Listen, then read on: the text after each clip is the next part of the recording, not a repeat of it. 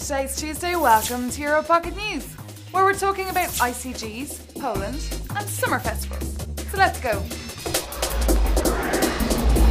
Socrates Barroso and Margaret Falsham are nearly set to go on their summer holidays, but not before they light fire to this year's Intergovernmental Conference. Commencing yesterday in Brussels, the ICG aims to revise institutions and power-sharing systems, but above all, translate the recent summit's political agreement into a legal form. The Portuguese presidency wants the document adopted ASAP and is willing to create appropriate political conditions to ensure this.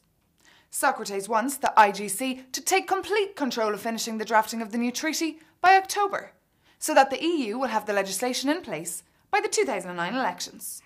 In short, the meeting of the heads and foreign ministers of our 27 member states is to settle the mechanical questions of the EU that have been bedeviling it for the last 7 years.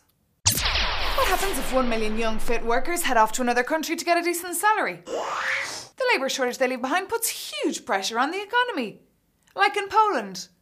So the Polish Labour Ministry has just introduced new, cheaper visas to attract workers from their neighbouring countries. Russians, Belarusians and Ukrainians will be given visas of up to 3 months on 2 occasions yearly. Polish Labour ministers had to reduce the price of the visa by 90% in an attempt to preserve their economy. The country has the highest unemployment rate in the EU, so the chronic labour shortage, especially in the construction and agricultural industry, is frightening. At this rate, Poland might not even be fit to co-host the Euro 2012 football championship. Congratulations on your impressive win, were the words of EC President to the freshly re-elected Turkish Prime Minister, Erdogan. In a country of over 72 million inhabitants, what does he intend to do with this position? Well, from the AK party of moderate Islamists, Erdogan aims to keep working hard for economic growth and political reforms to prepare the country for EU membership. Some feel that the re-election of its conservative Islamic-based party will bring about an Islamic revolution. But Turkey, a republic since 1923, has a strict separation of religion and state, with laws in place to protect the secular nature of the country. EU Foreign Secretary David Miliband reckons a firm Turkey ally in the EU is mandatory, and appeals to all Europeans to reach out to the new government in Turkey when it's formed. A stable and secure Turkey is what we need, despite its religion. A few years ago we all had disposable cameras or standard normal developer ones, but now every second one is snapping with their fancy digitals, because they're so cheap. But rumour has it that they might get really expensive, because European trade experts have advised that top-end digital cameras entering the EU should be more expensive if they have advanced video functions.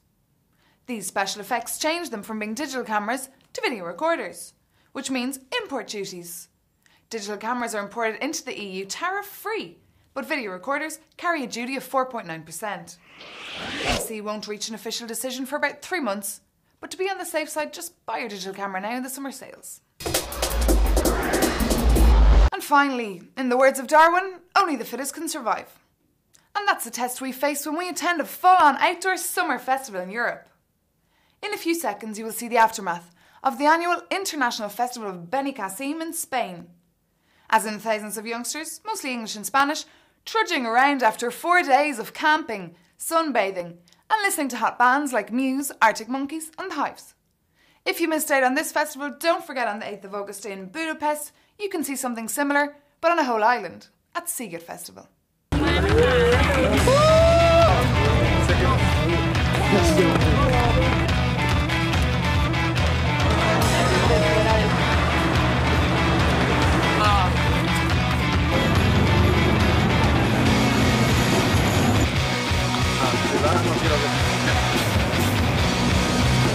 did you get on at the FIP?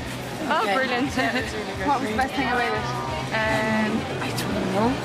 The experience was brilliant. Yeah, Bright Eyes is amazing. Yeah. And the magic numbers last night. What was the hardest thing about the festival? Did you live in it? Oh, I live the heat. It's terrifying. It's so The heat and the toilets, I think. Yeah. Oh. They're not the best. Getting crushed. Yeah. Lying on the ground last night being pulled by Arctic Monkeys, but it was fun. Best thing about the FIP? Snowy, yeah. That says like a klaxon. Yeah. Arctic Monkeys. They were pretty awesome last night. The Ian Suits was pretty wicked. And last night I like Beatles Suits. I didn't know the song beforehand, but I enjoyed lots of them. What's the best part about the festival? I think Arctic Monkeys are the best part. Yeah. The beach. I think the whole round experience, really. I mean, after a while, I think the campsite gets a bit tedious. I prefer to probably get a hotel when the event's on next time. A bit of a safer campsite. And if you could only see them, then you would agree that there is no romance around there, you know.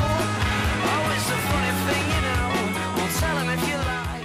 Well, that's all for Tuesday, but I'll be back tomorrow with lots more Your Pocket News. Bye!